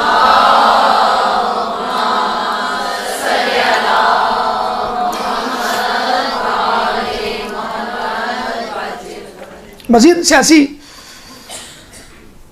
سرگرمی کے حوالے سے سن لیجئے۔ 2005 میں عراق میں الیکشن ہوئے، حالانکہ یہ چاہتے تو اپنے حجرے میں، اپنے گھر میں مقید محصور رہتے، اور اپنی علمی جو سرگرمی ہے اس میں جو ہے انہماک سے مصروف ہو جاتے کہ چلو مجھے موقع مل گیا۔ نہیں، الیکشن جب ہوئے 2005 کے تو انہوں نے باقاعدہ اعلان کیا کہ تمام عراقی جائیں اور الیکشن میں حصہ لیں۔ پہلی مرتبہ فیئر اینڈ جسے کہتے ہیں کہ رائٹ الیکشن ہونے جا رہے تھے۔ اس سے پہلے صدام کا دور تھا ڈکٹیٹرشپ کا، اس سے پہلے بھی کبھی ایسا نہیں ہوا کہ عراق کی عوام کو پہلی مرتبہ کھل کے اظہار خیال کا موقع ملا۔ اور آپ کو معلوم ہے مور دین 60% وہاں پہ شیعہ علی رہتے ہیں۔ ابھی ہماری ایک عراقی سے جو بات ہوئی تھی اس نے کہا تھا اب 80% ہو گئے، کیونکہ جو چلے گئے تھے عراقی مایوس ہو کے صدام کے دور میں واپس آ گئے، اور کچھ لوگ نے عراق چھوڑ دیا کہ اب ہمارے کام کا نہیں رہا۔ بہرحال 2005 میں اب آپ ان کا دیکھیے جملہ کیا تھا الیکشن میں لوگوں کو موبلائز کرنے کے لیے۔ اچھا، عرب معاشرے میں خواتین کو سیاسی کیا معاشرتی اور اجتماعی سرگرمیوں میں حصہ نہیں لینے دیا جاتا. حالانکہ رسول اللہ نے کبھی بھی اس کی جو ہے ممانعت نہیں کی. رسول اللہ بھی بیعت لیا کرتے تھے خواتین سے, کوئی ایسا مسئلہ نہیں تھا. انہوں نے باقاعدہ خواتین کو کہا کہ الیکشن میں کسی خاتون کا ووٹ ڈالنے جانا ایسا ہے جیسے بی بی زینب کا کربلا جانا. اتنے لوگ, اللہم صلی علی محمد,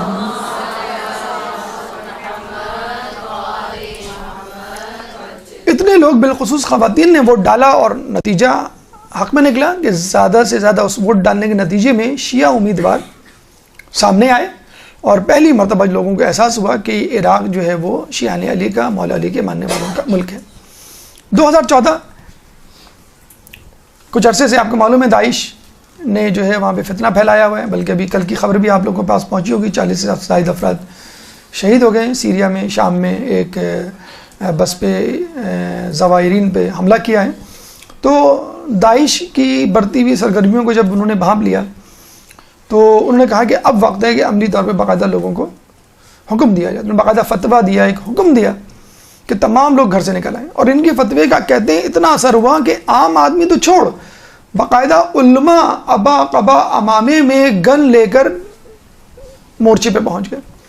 پھر لوگوں کو احساس ہوا کہ یہ ایک بہت ہی سنجیدہ مسئلہ ہمیں درپیش ہے, اور اگر ہم نے داعش سے اس وقت نبرد آزما ہونے کے لیے کوئی حکمت عملی نہ اختیار کی تو یہ مقامات مقدسہ خدا نخواستہ ہمارے ہاتھ سے چلی جائیں گے. اور شیعہ علی تمام چیزیں برداشت کر سکتے ہیں, مقام مقدسے پہ کوئی آنچ آنا برداشت نہیں کر سکتے.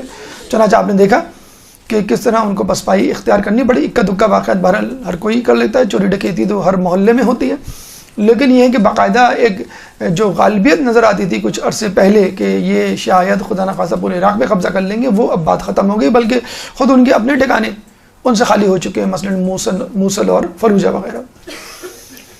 صرف یہی نہیں, ہمارے علماء, ہمارے مجتہدین, ہمارے مراجعین جدید ٹیکنالوجی اور جدید علوم سے بھی آراستہ و پیراستہ ہیں. باقاعدہ اہل بیت گلوبل انفارمیشن کے نام سے 4-5 ویب سائٹس ہیں جو خود آیت اللہ سستانی کی نگرانی میں چل رہی ہیں. آپ خود ویکیپیڈیا پہ جا کر اہل بیت گلوبل انفارمیشن اگر لکھیں تو ان ویب سائٹس کے نمبر, ایڈریسز آپ کے پاس آ جائیں گے. ہر ویب سائٹس کو کلک کریں, مختلف زبانوں میں, عربی, فارسی, انگلش, آذربائیجانی, چائنیز, فرینچ, مختلف زبانوں میں آپ کو دینی علوم سے متعلق, اہل بیت کے علوم سے متعلق معلومات مل جائے گی. آیت اللہ سستانی کا اسپاٹ تو تھا اس میں, لیکن آیت اللہ سعید الحکیم کا نہیں تھا. ابھی ہم نے جو بتلایا آپ کو 14 مقامات, لیکن اس لیے ہم نے بتا دیا کہ یہ آیت اللہ سستانی کے گھر سے آپ تھوڑا سا آگے جائیں گے تو سعید الحکیم کا بھی گھر مل جائے گا. مثلا کیسے جائیں گے آپ, دیکھیں یہ جو تھا 8 نمبر پہ آپ نکلے باب قبلہ سے باہر, یہ باب کبیر ہے, ٹھیک ہے. باب کبیر میں ہم نے کہا تھا کہ سیدھے ہاتھ پہ باب توسی ہے اور الٹے ہاتھ پہ باب قبلہ. اچھا یہ میں آپ کو بتا دوں کہ باب قبلہ سے ہر کسی کا واسطہ پڑتا ہے, کیوں کہ نماز جب پڑھتے ہیں با جماعت نماز تو باب قبلہ سامنے ہی ہوتا ہے آپ کا. تو باب قبلہ سے آپ نکلے 8ویں نمبر پہ سعید, یہ مولانا آیت اللہ سستانی کا گھر تھا, ٹھیک ہے. اسی سڑک پہ آپ آگے چلتے چلے جائیں شارع رسول پہ, جب یہ اینڈ ہوگا نجف, اولڈ نجف, تو ایک روڈ کراس کرے گی آپ کو جس کو ہم کہتے ہیں شارع بنات الحسن, ٹھیک ہے. اس روڈ کو کراس کر کے تھوڑا سا آگے آئیں, ایک اور شارع آ جائے گی جس کو ہم کہتے ہیں شارع مدینہ, ٹھیک ہے. اس شارع مدینہ یعنی جو بالکل شارع رسول کے سیدھو سیدھ جو رستہ ہے جو انٹرسیکٹ کر رہا ہے شارع مدینہ کو, وہاں پر آ کے فرض کر لیں آپ یہاں پہ کھڑے ہوئے, ایرو نظر آ رہا ہے آپ کو, یہاں کھڑے ہو گئے آپ, تو الٹے ہاتھ پہ کون سا محلہ ہے, جدیدہ. سیدھے ہاتھ پہ جو محلہ ہے اسی طرح کا وہ ہے جدیدہ ثانیہ, ٹھیک ہے. اور یہاں پر آیت اللہ سعید الحکیم کا گھر ہے اور آیت اللہ بشیر نجفی کا بھی گھر یہیں پر ہے. ناصر مکارم شیرازی کا دفتر آفس بھی یہیں پر ہے, اور یہیں پہ سب سے زیادہ پاکستانی رہتے ہیں. کہاں پہ, جدیدہ کے ساتھ شارع مدینہ سے تھوڑا سا آگے پرپینڈیکولر ڈائریکشن میں. شہید الحکیم کے بارے میں کہا جاتا ہے ان کا جو پورا خاندان ہے, مہدی حکیم ان کے دادا نانا بلکہ ان کے کہلائیں گے. ان کے والد بلکہ جو ماموں تھے وہ تھے محسن الحکیم آیت اللہ خوئی کے استاد. تو یہ پورا خاندان ہے حکیم خاندان، مہدی حکیم کے نام سے. اور مہدی حکیم کے جو صاحبزادے تھے محسن الحکیم، یہ دیکھیں بیچ میں جو نظر آ رہے ہیں لکڑی پکڑے ہوئے، یہ ہے محسن الحکیم. کس کے بیٹے؟ مہدی حکیم کے، جو کہ پہلے آدمی تھے حکیم خاندان کے جو لبنان سے ہجرت کر کے یہاں پر آئے ہیں. یہ بڑی دلچسپ بات ہے کہ اس وقت جو 4 مراجعین اعظام ہیں بڑے، چاروں کا تعلق عراق سے نہیں ہے. آیت اللہ سیستانی ایران کے، سعید الحکیم لبنان کے، آیت اللہ اسحاق فیاض افغانستان غزنی کے ہیں، اور بشیر نشوی لاہور کے، گجرانوالہ کے ہیں. تو یہ جو ہے چاروں کے چاروں اتفاق سے باہر ہیں. یہ ظاہر کرتا ہے کہ علم اور علم اہل بیت جو ہے وہ کوئی سرحد نہیں رکھتا، وہ کوئی زبان نہیں رکھتا، وہ کوئی نسل نہیں رکھتا، وہ کوئی ملک نہیں رکھتا.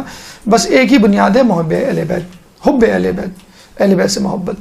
تو یہ چاروں وہاں موجود ہیں، چاروں ہر دل عزیز ہیں، چاروں کو لوگ بہت چاہتے ہیں، اور کوئی بھی دل میں ان کے یہ شکوہ نہیں ہے. یہ چاروں افراد یا ان کے ماننے والے، ان کے جاننے والے، ان کے محب جو ہیں وہ باہر سے تعلق رکھتے ہیں. ابھی بھی جو تدریسی خدمات ہیں اس حوالے سے، جیسے لجنہ امتحان ہے، وہاں کا جو سب سے بڑا امتحان ہوتا ہے کوانٹیفائی کرنے کے لیے کہ کون طالب علم کتنا آگے جا چکا ہے، اس میں آیت اللہ سعید حکیم کے بارے میں کہا جاتا ہے سب سے زیادہ ان کے دفتر کا ہاتھ ہے. یعنی اکیڈمکس میں اس وقت جو ہے مولانا آیت اللہ سعید الحکیم کو بہت آتا ہے. اور یہ بھی میں آپ کو بتلا دوں کہ سعید الحکیم کے ماموں محسن الحکیم اور اس سے پہلے مہدی حکیم، ان کی ایک ہسٹری، ایک فیملی ہے، اور ان کے جو افراد ان کے خاندان میں مجتہد گزرے ہیں، غالباً سب سے زیادہ مجتہدین انہی کے خاندان میں گزرے ہیں. ابھی آپ کو جو تصویر دکھائی اس میں سارے ایک ساتھ کھڑے ہوئے. بہت زیادہ علمی خدمات ہیں ان کے خاندان کی، اور بہت زیادہ ہر دل عزیز ہیں. تو صدام حسین کو ہمیشہ ان کے خاندان سے خطرہ رہتا تھا کہ یہ لوگ ٹیک اوور نہ کر لیں، یہ لوگ مخالفت نہ کریں، یہ لوگ جو ہے ہمارے لیے رکاوٹ نہ بن جائیں. تو گاہے بگاہے ان کو اذیت دینا، قید میں ڈالنا، تکلیف دینا اس کا مشغلہ تھا. اور ایک عرصے تک صدام کی قید میں ان کا خاندان رہا. اور ایک وقت وہ بھی آیا کہ جب ان کے والد نے یہی کہا کہ بیٹا اگر کوئی ہماری نیکی قبول نہ بھی ہو جنت میں جانے کے لیے، تو یہ جو قید و بند میں ہم مصیبت گزار رہے ہیں یہ بہت ہے. اچھا آپ یہ دیکھ لیجئے، ہم جیسے لوگ ہوں، کوئی اور عام فرد ہو، تو اللہ سے دعا کرے گا میں کب باہر نکلوں، کب اپنی پڑھائی کا سلسلہ شروع کروں. آپ کو یہ سن کے حیرت ہوگی کہ انہوں نے جیل میں درس و تدریس شروع کر دی. باقاعدہ کلاسز ہوتی تھیں، درس دیے جاتے تھے، بالکل اسی طرح جس طرح گھر میں. یہ بھی ایک طریقہ ہے اپنے آپ کو مصیبتوں مشکلات سے ہٹانے کا، اپنی توجہ. لوگ کہتے ہیں نا بھائی لائٹ چلی گئی اس کو رو رہے ہوتے ہیں، بھوک لگ رہی ہے کھانا نہیں ملا ہے، یا گھر میں کوئی آ گیا مہمان. آپ اپنی پڑھائی میں بس مشغول رہے. مومن جو ہے یا طالب علم جو ہے وہ بس پڑھائی میں مشغول رہتا ہے. تو جو لوگ قید و بند میں رہ کے پڑھ سکتے ہیں، تو ہم لوگ لوڈ شیڈنگ میں نہیں پڑھ سکتے، بھوک پیاس میں نہیں پڑھ سکتے، مصروفیات میں نہیں پڑھ سکتے، دھوپ میں نہیں پڑھ سکتے. اچھا اب آ جائیں بیت آیت اللہ اسحاق فیاض. ان کا تعلق غزنی یعنی افغانستان سے اور ہزارہ خاندان. دیکھا جائے تو اوریجنلی ان کو پاکستانی ہم کہیں گے، کیونکہ ہزارہ فیملی جو پارا چنار میں رہتی ہے اس ہزارہ فیملی سے ان کا تعلق ہے. کہاں پر ہیں یہ؟ دیکھیے جدیدہ، ابھی ہم نے آپ کو بتلایا تھا کہ جدیدہ کے اپوزٹ میں جدیدہ ثانیہ شوافع، جس کا نام ہے ایک اور نام جدیدہ ثانیہ کا. اور یہ کیا ہے؟ بس یہیں پہ رہتے ہیں اسحاق فیاض. یعنی آپ یوں سمجھ لیجئے کہ شارع رسول سے آپ آگے بڑھے، شارع بنات الحسن کراس کی، شارع مدینہ کراس کی، اگر آپ کو اسحاق فیاض صاحب کے پاس جانا ہے الٹے ہاتھ میں مڑ جائیں. اگر آپ کو بشیر نجوی یا سعید الحکیم کے پاس جانا ہے تو سیدھے ہاتھ میں مڑ جائیں. بشیر نجوی کا گھر پہلے پڑے گا، اور 2 گلی 3 گلی چھوڑ کر سعید الحکیم کا گھر پڑے گا. اور وہیں پہ ناصر مکارمی شیرازی کا آفس بھی اگر آپ چاہیں تو وہ بھی دیکھ لیں. مطلب یہ 2 گھر آپ کو مل جائیں گے. بہت ہی کم گو، بہت ہی خاموش. جب ہم گئے تھے تو بات چیت بھی نہیں کر رہے تھے وہ، اور صرف جو ہے وہ فقط ہاتھ ملانے کی ہمیں اجازت دی اور بس چلے گئے. بہت ہی خاموش. مطلب ان کی خاموشی کی وجہ سے ایک زمانے میں لوگ تو نہیں، جاہل افراد جو ان پہ شک کرنے لگے تھے کہیں یہ جاسوس تو نہیں ہے، امریکہ یورپ یا کہیں. بہت ہی خاموش تھے. اور انہوں نے پوری زندگی مطلب یہ صدام کا جو دور گزارا ہے بہت خاموشی میں گزارا ہے، الگ تھلگ سیاست سے، بالکل اپنے کام میں پڑھائی میں مشغول رہتے، درس و تدریس میں. لیکن جیسے ہی صدام گیا ہے ویسے ہی ان کی سیاسی تحریک میں اضافہ ہوا، فوراً موبلائز ہوئے. اور اچھا اس وقت آیت اللہ سستانی ہوں، سعید حکیم ہوں، ان پہ ایک ٹھپا تھا یہ اینٹی گورنمنٹ ہے. سید فیاض اسحاق فیاض کی کوئی ایکٹیویٹی تو نہیں تھی تو ہر بات میں ان کو سالس بنا لیا جاتا تھا. یعنی مغربی اقوام، امریکہ ہو، برطانیہ ہو، وہ اسحاق فیاض سے پیغامات رسانی کے کام لیا کرتی تھی کہ بھئی آپ آغا سستانی سے یہ کہیں، آپ سعید الحکیم سے یہ کہیں، آپ فلاں سے یہ کہیں، بشیر نجوی سے یہ کہیں. تو انہوں نے دیکھیں یہ فائدہ ہوتا ہے. کچھ لوگ جو کہتے ہیں نا کہ ہمارے مجتہدین کیوں خاموش ہیں، کیوں آواز نہیں اٹھا رہے، تو یہ خاموشی میں مصلحت ہوتی ہے اور یہ خاموشی کام آتی ہے. یہ مجتہدین ہماری طرح جذباتی نہیں ہوا کرتے کہ جب جوش جذبہ دکھانے کا وقت آئے تو ہم پیچھے ہٹ جاتے ہیں، اور جب نہیں دکھانے کا وقت آئے تو ہم کہتے ہیں کہ بھئی تلوار نکال کے ہم اس کا سر قلم کر دیں گے فلاں کا.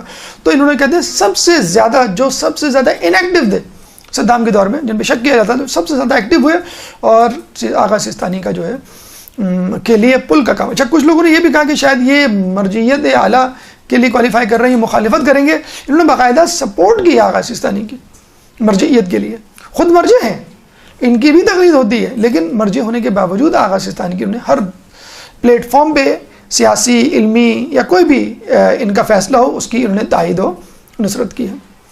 آیت اللہ بشیر نجفی بڑے ہی جوش و خروش کے حامل عالم دین، لاہور سے ان کا تعلق. ویسے تو یہ انڈیا کے ان کا جو خاندان تھا جو مائیگریٹ کر کے آیا تھا وہ جو ہے انڈیا سے آیا تھا، پھر گجرانوالہ، اس کے بعد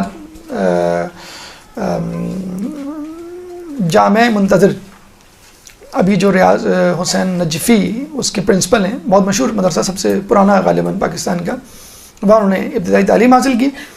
اس کے بعد جو ہے یہ نجف چلے گئے. یہ ان کا گھر کہاں ہے؟ ان کا گھر لوکیٹ کرنا بہت آسان ہے. جیسے ہم نے بتایا کہ آپ شارع رسول پہ آگے آ رہے ہیں، شارع بنات الحسن اور مدینہ کراس کی، الٹے ہاتھ پہ جدیدہ اور سیدھے ہاتھ پہ پہلے آیت اللہ بشیر نجفی کا گھر آئے گا، اور 2 گلی چھوڑ کے اسحاق فیاض کا. تو پہلے آپ آقا بشیر سے ملنے، پھر ان سے.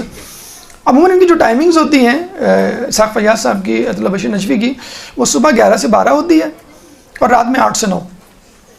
2 سلاٹس ہوتے ہیں، صبح کا 1 گھنٹہ، رات کا 1 گھنٹہ. تو ان میں یہ بات ہے کہ بشیر نجفی خصوصاً کہ آپ اس ٹائم پہ جائیں، اپنا انٹروڈکشن کروائیں. بڑے ہم فخر سے بتاتے ہیں کہ ہم پاکستان سے آئیں. شاید پاکستان عراق واحد ملک ہے جہاں ہمیں پاکستانی ہونے پہ فخر ہوتا ہے اور عزت بھی ہوتی ہے. اور بشیر نجفی کے آفس جائیں تو آپ کو بہت زیادہ سرحد آنکھوں پہ لیا جاتا ہے کہ بھئی انہی کے ملک کے یہ مرجع ہیں. اسی طرح اسحاق فیاض، ہاں آیت اللہ سستانی سے ملنا ذرا مشکل ہوتا ہے، ظاہر سی بات ہے، مرجعیت عالم کی وجہ سے بہت زیادہ ایکٹیو ہیں، بہت زیادہ مصروف ہیں. لیکن بہرحال کسی نہ کسی طرح اگر آپ کوشش کریں کسی نہ کسی قافلے کے ساتھ، تو قافلے والے اگر چاہیں تو ان سے بھی آپ کی جو ہے وہ ملاقات ہو سکتی ہے. سعید الحکیم سے بھی آپ کی ملاقات ہو سکتی ہے. اور کوشش کریں کہ ضرور کریں مجتہد مرجع، اپنے مرجع کو سامنے سے دیکھنا، اس سے استفادہ کرنا اور اس سے بلا واسطہ ڈائریکٹ کوئی نصیحت سننا، یہ بھی ایک بہت بڑا سعادت کا کام ہے. مرحوم شخصیات کی زیارت سے زیادہ ہم نے کہا کہ زندہ شخصیات کی زیارت، یعنی معصوم اور غیر معصوم، یہ ہم معصوم اور غیر معصوم کی نہیں بات کر رہے ہیں. اچھا آیت اللہ بشیر نجفی یوں تو 31 سے زیادہ کتابوں کے مصنف ہیں. علمی خدمات تو ظاہر سی بات ہے، مرجع لیول پہ کوئی پہنچ جائے تو علمی کوئی کوسچن ہے ہی نہیں اس سے متعلق کوسچنیبل کہ بھئی اس کو ہم سوچیں کہ کتنی کتابیں لکھی نہیں لکھی. ضرور لکھی ہوں گی، رسائل لکھے ہوں گے، درس و تدریس دی ہوگی. لیکن آیت اللہ بشیر نجفی کا جو کمال ہے وہ یہ کہ انتظامی امور میں بہت ایکسپرٹ ہیں. صدام حسین کے زمانے میں 8 گھنٹے، فقط 8 گھنٹے کے لیے بجلی دی جاتی تھی، بعض اوقات وہ بھی نہیں تھی، اور پورے دن آف. ابھی بھی ویسے نجف میں بجلی کا پرابلم ہے. جو آدمی لوڈ شیڈنگ برداشت کر سکے وہ کراچی والے اس میں تو ماشاءاللہ ماہر ہیں، اور جو شدید گرمی، شدید سردی برداشت کر سکے وہ شاید کراچی والے اس میں پیچھے رہ جائیں گے. 50 ڈگری کی گرمی ہوتی ہے اور -10 -4 ڈگری کا جو ہے وہ سردی ہوتی ہے موسم سرما. تو بالکل ڈیم سیریس سردی، ڈیم سیریس جو ہے وہ گرمی، تو بالکل ایزی نہ لے. تو بجلی کا بڑا پرابلم ہے، اور ابھی بھی پرابلم ہے. 2 گھنٹے بجلی آتی ہے، 2 گھنٹے بجلی نہیں جاتی. ایک صاحب سے ہم نے پوچھا کہ بھی کیا حل ہے؟ کہ اس کا حل یہ ہے کہ وہاں پہ آپ رہیں انشاءاللہ، کچھ عرصے بعد ہم نے کہا کچھ عرصے بعد مسئلہ حل ہو جائے گا، نہیں آپ عادی ہو جائیں گے، کیونکہ بہرحال کوشش تو پوری جاری ہے، لیکن مسئلہ یہ ہے کہ بجلی پوری ہو بھی جائے لیکن جو زائرین آ رہے ہیں ایک دم سے، ہم نے بتایا وہ کروڑوں لاکھوں کی تعداد میں، اس وقت آپ کو معلوم ہے ابھی میری کل ہی نجف کے عالم دین سے بات ہوئی ہے، یہ میں محلے کے ایڈریسز ان سے پوچھ رہا تھا کل کہ سعید الحکیم کہاں رہتے ہیں، تو انہوں نے بڑی تفصیل سے مجھے بتایا کہ فلاں محلے میں یہ رہتے ہیں، فلاں محلے میں یہ رہتے ہیں، تو ہم نے کہا آپ مجھے لکھ کے بھیجیں، مجھے بتانا ہے لوگوں کو تو زبان میں لڑکڑاہٹ نہ ہو۔ تو وہ یہ کہتے ہیں کہ نجف کا موسم جس کو راس آ جائے وہ وہاں رہ سکتا ہے۔ تو ہم نے ان سے پوچھا کہ کب آ رہے ہیں پاکستان کا، بالکل نہیں آ رہے، کیوں آئے ہم پاکستان، نجف ماشاءاللہ بہترین، زندہ باد۔ تو انہوں نے کہا دعا کیجیے گا، کہ آپ بھی دعا کیجیے گا۔ میں نے کہا ہم تو آپ کے لیے قائد اعظم کے مزار پہ ہی جا کے دعا کر سکتے ہیں لیکن اس میں کوئی برائی نہیں ہے، بہرحال شیعہ مومن تو تھا۔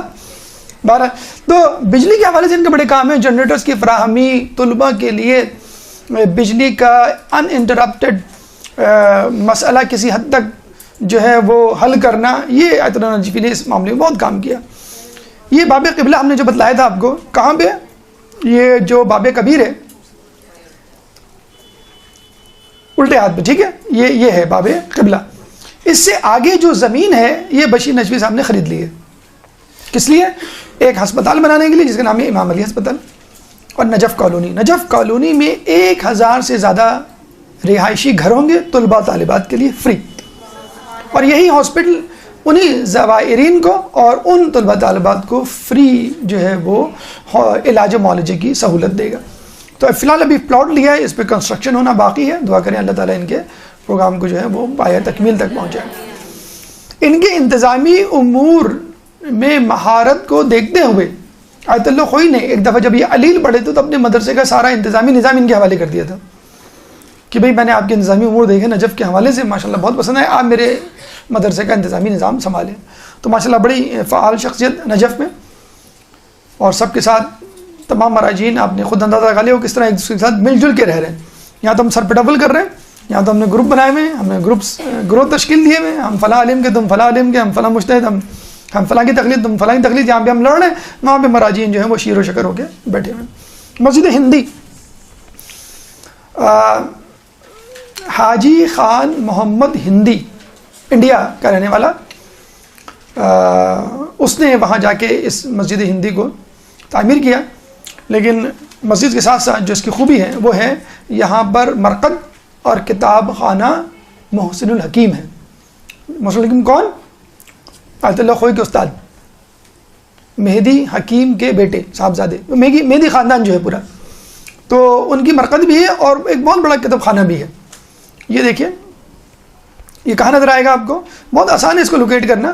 آپ گئے تھے آیت اللہ سیستانی کے گھر، الٹے ہاتھ پہ، یہ سیدھے ہاتھ پر ہے، یہ ہے مرقد بھی ہے، کتاب خانہ بھی ہے اور مسجد بھی ہے۔ محسن الحکیم جو ہے وہ یہاں پر دفن ہے۔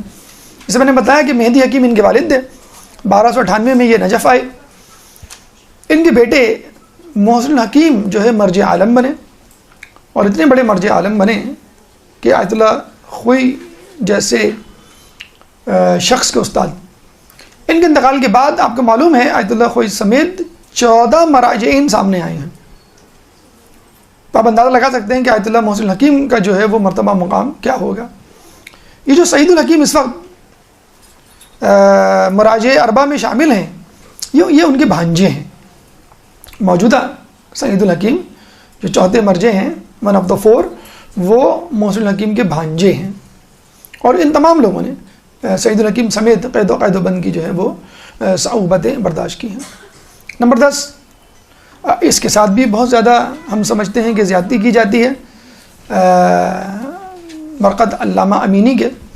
جب آپ باب قبلہ سے، یہ دیکھیں، جب آپ باب قبلہ سے نکلیں گے تو بالکل آپ کے سامنے 10 نمبر، یہ دیکھیں، یہ ہے باب قبلہ، باب کبیر کے الٹے ہاتھ۔ جب آپ باہر نکلیں گے، اکثر آپ نے دیکھا ہوگا ہم باہر نکل کے انتظار کر رہے ہوتے ہیں کسی کا، جیسے ہی آپ باہر نکلیں گے تو سامنے اوپر جو سب سے پہلے جس پہ نظر پڑے گی، یہ 10 نمبر یا 11 نمبر، 12، 13 نمبر، یہ چاروں چیزیں جو ہیں ایک بازار فرسٹ فلور پہ ہیں۔ اس بازار کا نام ہے سوق الحویش۔ سوق بازار کو کہتے ہیں، ہم کہتے ہیں نا سوقیانہ پن کا مظاہرہ نہ کرو، یعنی بازاری پن کا مظاہرہ نہ کرو، سوقیانی زبان نہ استعمال کرو. سوق الحویش یا محلہ حویش، محلے کا نام حویش ہے اور بازار کا نام سوق الحویش. تو یہ فرسٹ فلور پہ ہے، اور اسی لیے بالکل واضح طور پہ جیسے آپ نکلیں گے سامنے بالکل اس طرح کی بلو ٹائلز سے مزین بلڈنگ آپ کو نظر آئے گی. ہمیشہ لوگ اس کے ساتھ غفلت برتتے ہیں اور اس پہ ظلم کرتے ہیں. یہاں نہیں جاتے، شاید اس لیے نہیں جاتے کہ یہاں پہ کتابوں کی دکانیں ہی دکانیں ہیں کہ جائیں گے تو کتابیں لینی پڑ جائیں گی. اردو بازار ہے، بالکل اس طرح کی شکل ہے اس کی. لیکن علامہ امینی وہاں دفن ہے، صاحب قدیر. بیت خمینی 12 سال جو رہے نجف میں، وہاں ہیں. شیخ مرزا انصاری کی مسجد جو انہوں نے بنائی تھی وہ وہاں پہ دفن ہے. تو اتنی بڑی شخصیات جو ہیں وہ یہاں پر دفن ہیں. یہ دیکھیں، یہ وہ لائبریری ہے کہ جو علامہ امینی نے خود اپنے ہاتھوں سے تعمیر کی، خود کتابیں جمع کی. اور زمانے میں کتابیں اتنی سستی نہیں ہوا کرتی تھیں اور آسانی سے دستیاب بھی نہیں ہوا کرتی تھی. اگر آپ صاحب استطاعت ہوں تو ہر کتاب آپ کو نہیں مل سکتی. یہ ان کی قبر مبارک کا جو وہ ہے احاطہ، اس کے اندر کی تصویر. ایرانی حضرات جو ہیں یہاں پہ مجلس پڑھ رہے ہیں. یہ ہم داد دیں گے ایرانیوں کو کہ جب آپ کہیں پہ بھی جاتے ہیں کسی زیارت گمنام یا غیر معروف زیارت پہ جس میں آپ کو آپ کے قافلے والے نہیں لے کے جاتے، تو بڑے خوش ہوتے ہیں میں نے کشمیر فتح کر لیا. جب سامنے آتے ہیں تو پتہ لگے ایرانی پہلے سے بیٹھے ہوئے. تو یہ ہمیں تھوڑی سی تکدو اور دقت برداشت کرنی چاہیے جب ہم 12 دن کے لیے جا رہے ہیں، فقط 12 دن. آپ مری جاتے ہیں، کلام کاغان جاتے ہیں، آپ ہاپتے کاپتے نہیں ہیں، پہاڑوں پہ چڑھ رہے ہیں، گھوم پھر رہے ہیں. لیکن جب زیارت پہ جاتے ہیں تو پتہ نہیں کہ آپ کو بار بار ہوٹل یاد آ رہا ہوتا ہے. سردی میں ہوٹل یاد آ رہا ہوتا ہے، سردی لگ رہی ہے، گرمیوں میں ہوٹل یاد آ رہا ہوتا ہے کہ گرمی لگ رہی ہے، ہمیں ہوٹل میں جانا ہے. تو بھائی آپ آئے کس لیے؟ زیارت کے لیے آئے. تو جتنی زیارات آپ کر سکتے ہیں کریں، آپ کو کس نے روکا ہے؟ پھر آپ جو ہے یہ کہیں گے کہ ہمیں جو ہے قافلے والوں نے یہ نہیں زیارت کروائی، وہ نہیں زیارت. تو آپ نکلیں گے تو سامنے زیارت ہے، سامنے بازار ہے، بالکل سامنے 500 میٹرز واکنگ ڈسٹینس ہے. اندر جائیں، اندر 3-4 زیارتیں آپ کو ایک ہی بازار میں مل جائیں گی. ان کی تھوڑی سی خصوصیات آپ کو معلوم ہی ہوگی، مزید تذکر ہو جائے اس کا. کہتے ہیں کہ میں نے الغدیر نامی جو کتاب لکھی اس کے لیے 10,000 کتابوں کو حرف بہ حرف پڑھا. بسم اللہ کے بے سے لے کے تمت کے تے تک، یعنی ختم شد کے دال تک 10,000 کتابیں، الف سے لے کے بے، پہلے صفحے سے آخری صفحے تک. اور اگر تکرار کو مد نظر رکھا جائے، جیسے ایک کتاب آپ نے دو مرتبہ نکال کے دیکھی، 3 مرتبہ نکال کے دیکھی، اگر تکرار کو مد نظر رکھ کے دیکھا جائے تو 1,00,000 کتابیں میں نے دیکھی ہیں. 1,00,000 کتابیں پڑھی. اب بتائیں آپ کتنا اسٹیمنا تھا، کتنا حافظہ تھا، کتنا حوصلہ تھا اس بندے میں. 40 سال لگے. کسی جگہ لکھا ہے 10، کسی جگہ 20، لیکن 40 سال جو ایک تحقیق ہے. 3 سال انڈیا میں گزارے. ان 3 سالوں میں انہوں نے 17 گھنٹے کام کیے. 3 سالوں میں. جب وہاں سے واپس آئے تو کسی نے پوچھا انڈیا گئے تھے؟ تاج محل گئے آپ؟ نہیں، تاج محل تو نہیں گئے. کیوں؟ کہ میں تاج محل دیکھنے تھوڑی گیا تھا. تو ہم سب سے پہلے تاج محل جائیں یا ان کی جو نیو دہلی ہے، بامبے ہے، یہ سب جگہیں جا کے گھومیں. یہ بیچارے جس جوتے میں گئے تھے اسی جوتے میں واپس آئے. 3 سال ہم کراچی میں رہ لیں تو 3 جوتے بدل چکے ہوتے ہیں. انڈیا میں رہ کر سفر کر کے اسی جوتے میں، اسی جوتی میں، چپل ہی کہہ لیں، کیا جوتا ہوگا ان کے پاس، اسی میں جو ہے وہ واپس آئے. لیکن بہرحال جو اجر ملا ہے ان کو یقیناً قابل رشک ہے. کہتے ہیں کہ پھر بھی ان کا دل نہیں بھرا، مولا کی خلافت کو ثابت کرنے کے حوالے سے دل نہیں بھرا. کیونکہ میں خود اپنی آنکھوں سے دیکھوں گا غدیر کا مقام.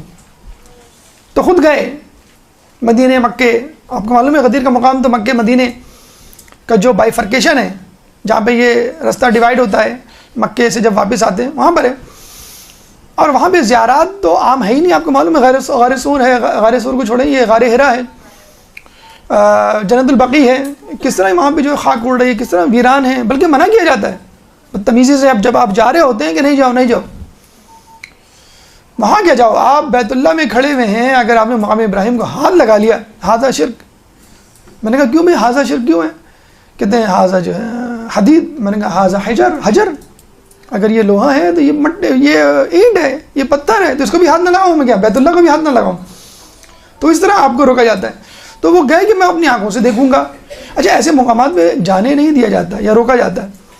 ہم جب بھی جاتے تھے کسی مقام پر اور وہاں کوئی شرطا کھڑا ہوتا تھا اور وہ ہم سے کہتا تھا کہ یہاں پہ کچھ نہیں ہے، تب کہتے اس کا مطلب ہے یہاں کچھ ہے.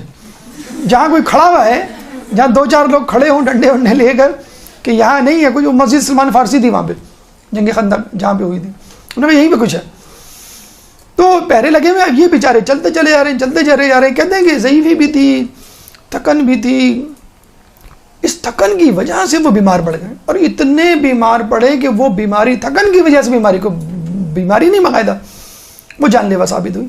فوراً کو تہران لایا گیا، تہران ہاسپٹل، اور وہاں پہ ان کا انتقال ہوا. پھر وہاں سے وہ نجف اشرف جو ہے منتقل ہوئے. آپ دیکھ لیجئے کہ کتنا شوق، کتنی جستجو کہ میں مولا کی ولایت کو ثابت کر دوں.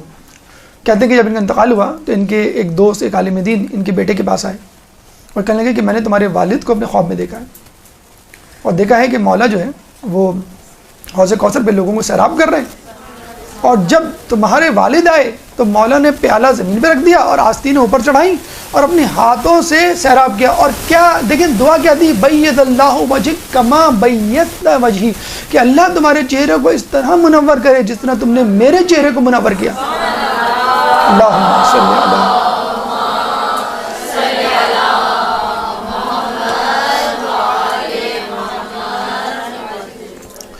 تو ہم یہی دعا کریں گے کہ مولا تو بہت دور کی بات، اگر علامہ حسین امینی کے ہاتھوں سے ہمیں حوض کوثر مل جائے تو یہ دیکھیں مقام و مرتبہ ہے. وہی بات کہ غیر معصوم کی زیارت کرنے کا بھی ایک لطف ہے. آپ کو ایک حوصلہ، ایک موٹیویشن جسے کہتے ہیں نا، آج کل کے دور میں موٹیویشن ایک لفظ استعمال کیا جاتا ہے کہ بس جوش ولولہ نہیں رہا، پڑھائی کا معاملہ ہو یا جاب کا معاملہ ہو یا گھریلو کاموں کا معاملہ ہو، تو آپ اپنی موٹیویشن جو ہے وہ ان زیارات پہ جا کر استعمال کریں. 11 نمبر پہ بیت امام خمینی ہے، اور یہ وہ جگہ ہے کہ جہاں پر بس یہ 5 منٹ مجھے دے دیجئے، 5 منٹ سے زیادہ انشاءاللہ نہیں ہوں گے. ایک درود پڑھ دیں محمد علیہ محمد.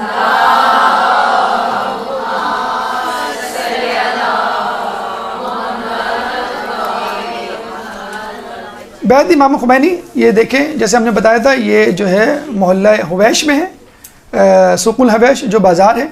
ان کے بارے میں کہا جاتا ہے کہ جب ایران سے ان کو جلا وطن کیا گیا تو یہ گئے ترکی والوں نے ایران کے پریشر میں آ کے ان کو قبول نہیں کیا. یہ اپنے بیٹے مصطفیٰ خمینی کے ساتھ آگے نجف. مصطفیٰ خمینی ان کی تحریک کو چلاتے رہے انڈر گراؤنڈ، اور یہ جو ہے درس و تدریس میں مصروف رہے. یہ ان کے گھر کا اندرونی حصہ ہے. اور وہاں پہ شیخ مرزا انصاری کی بنائی ہوئی مسجد انصاری میں درس دینا شروع کر دیا. جس زمانے میں شیخ انصاری دیا کرتے تھے، اب اس زمانے میں حکومت اسلامیہ پہ دھڑا دھڑ انہوں نے درس دیا. ان کے دروس کو تحریری شکل میں، پمفلٹ کی فارم میں، کتاب کی فارم میں ڈالا گیا اور ایران پہنچایا گیا. اور دیکھا جائے نجف نے باقاعدہ پلیٹ فارم جو ہے مہیا کیا ہے امام خمینی کو باقاعدہ طور پہ لوگوں کے اذہان کو تیار کرنے کے لیے. 12 نمبر مرقد سید عبداللہ سبزواری، یہ بھی سوق الحویش میں آپ کو مل جائے گی. بہت زیادہ لوگ جانتے نہیں ہیں، لیکن ان کے بارے میں یہ کہنا کافی ہے کہ آیت اللہ خوئی کے بعد 1 سال تک مرجعیت ان کے ہاتھ میں رہی. 13 نمبر مسجد شیخ مرزا انصاری، یہ بھی سوق الحویش میں، اور اس کے بارے میں کہا جاتا ہے شیخ مرزا انصاری جو ہے یہاں پر درس دیا کرتے تھے، جس میں بعد میں امام خمینی نے جو ہے وہ درس دینا شروع کیا. 14 اور آخری جو اسپاٹ ہے وہ ہے کتاب خانہ امام حسن، جو کہ آیت اللہ باقر شریف نے بنایا تھا. موسوعات سیرت اہل بیت ان کی کتاب ہے. یہ 14 نمبر، یہ بالکل آخر میں، یہ شارع بنات الحسن کے اوپر واقع ہے. دیگر زیارات میں 3 زیارات انڈر کنسٹرکشن ہیں. یہ دیکھیں شارع بنات الحسن جو ہے اس کا نام اس لیے رکھا گیا ہے کہ یہاں پہ بنت حسن، 3 بیٹیاں امام حسن علیہ السلام کی مرقد ان کی پائی جاتی ہے، جو اب دریافت ہوئی ہے. پہلے آپ کو معلوم ہے کہ خود حرم میں جانا مشکل تھا، تو یہاں پہ کس طرح لوگ جمع ہوں. تو یہ ایک ہے مرقد آمنہ بنت حسن، دوسری مرقد زہرا بنت حسن، تیسری رقیہ بنت حسن. یہ زیارت ہماری نجف کی پیدل زیارت کے حوالے سے مکمل ہوئی. انشاءاللہ اگلی مرتبہ ہم وادی سلام کا رخ کریں گے اور وہاں پہ موجود زیارتوں کی برکتوں سے اپنے آپ کو بہرہ مند کریں گے. اللہ تعالیٰ سے دعا ہے کہ ہمیں نجف اشرف کی زیارت کرنے کی توفیق عطا فرما، ہمیں معصومین کے نقش قدم پہ چلنے کی توفیق عطا فرما. امام کے ظہور میں تعجیل فرما اور ہمیں ان کے انصار اعوان میں شامل فرما. ربنا تقبل منا انك انت السميع العليم وتب علينا انك انت التواب الرحيم. اللجن اللجن يا مولا اللجن اللجن اللجن اللجن اللجن اللجن اللجن يا صاحب السماء اللجن